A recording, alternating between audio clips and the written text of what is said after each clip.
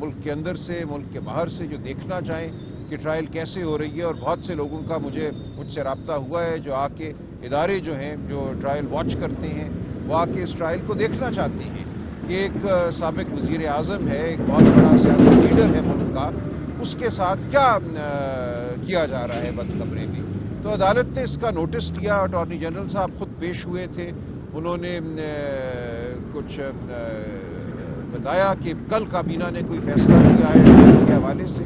तो अगर फैसला कल हुआ है तो इससे पहले क्या होता रहा है, इससे पहले ये किसका फैसला था।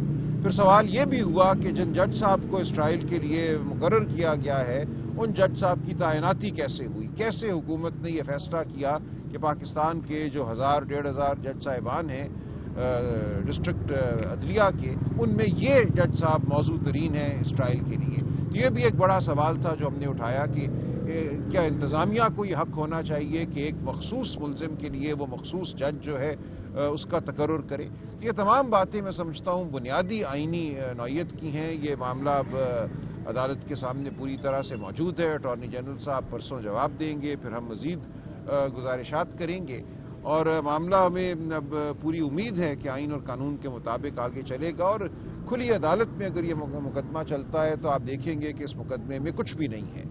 जिन गवाहान को खड़ा किया गया है वो क्या कहते हैं और उस गवाही का से क्या साबित होता है कि एक वज़ीर आज़म के ऊपर क्या जिम्मेदारी है कि अपने अवाम से किस चीज़ को वो छुपाए, किस चीज़ को वो बयान करे।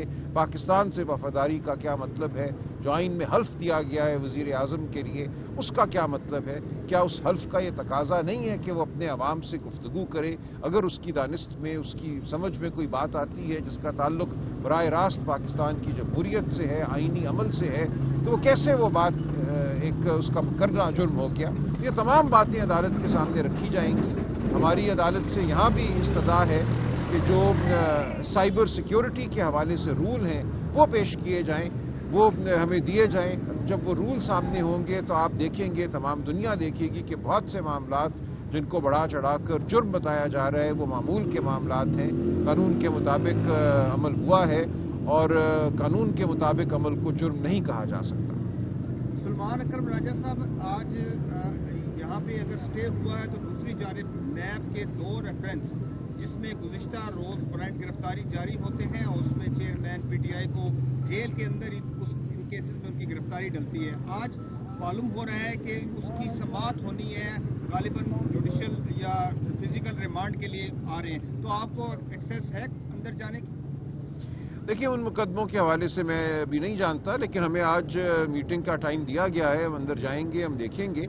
कोई भी कार्रवाई जो एक्सेस के बगैर होगी, जो बंद कमरे में होगी, वो गैर आइनी होगी, उसका आइन की नज़र में कोई वजूद नहीं होगा। ये हमारा एक मुसलसल तकाजा है और ये आइन का भी ये तकाजा है कि बंद कमरे में कुछ भी नहीं हो सकता। राजा साहब, आप ये नहीं समझते कि जो ये एक मिसाल सेट की जा रही है कि तोशाखाना में रिहाई का ऑर्डर हुआ तो साइफर में डाल दिया, अब साइफर से कुछ चांसेस नजर आ रहे हैं तो नैब में उसको कर दिया, तो बड़ी अदालत में काजी साहब के पास जाएं, आप सीनियर वकला हैं, और एक ही बार इस मामले को हल करवाएं कि क्या मुलजिम के साथ इस तरह का रवैया रखा जा सकता है? देखिए, ये तमाम मामला अब सुप्रीम कोर्ट की जानिब बढ़ रहे हैं। सिर्फ इमरान खान साहब नहीं, आप देखिए पूरे मुल्क में ये हो रहा है। लाहौर में जो ख्वातीन कैद हैं 6 माह से, उनके साथ ये हो रहा है। एक मुकदमे में जब बेल होती है तो एक नया मुकदमा तैयार होता है, उसमें जब बेल होती है तो जेब से एक और एफआईआर निकाल के उसमें धर लिया जाता है। तो ये एक मजाक है जो हो रहा है और एक घिनौना मजाक है। ये तमाम मामला अब सुप्रीम कोर्ट की जानिब मैं समझता हूँ बढ़ रहा है और सुप्रीम कोर्ट को इस हवाले से कोई अपना रवैया जो है वो जाहिर करना होगा। आइन और कानून का तकाजा क्या है। देखिए, सिर्फ अदालत और जज का काम नहीं है कि इंसाफ करे, रियासत का काम है इंसाफ करे। जो गिरफ्तार करने की ताकत आइन और कानून ने रियासत को दी है वो एक मुकद्दस ताकत है।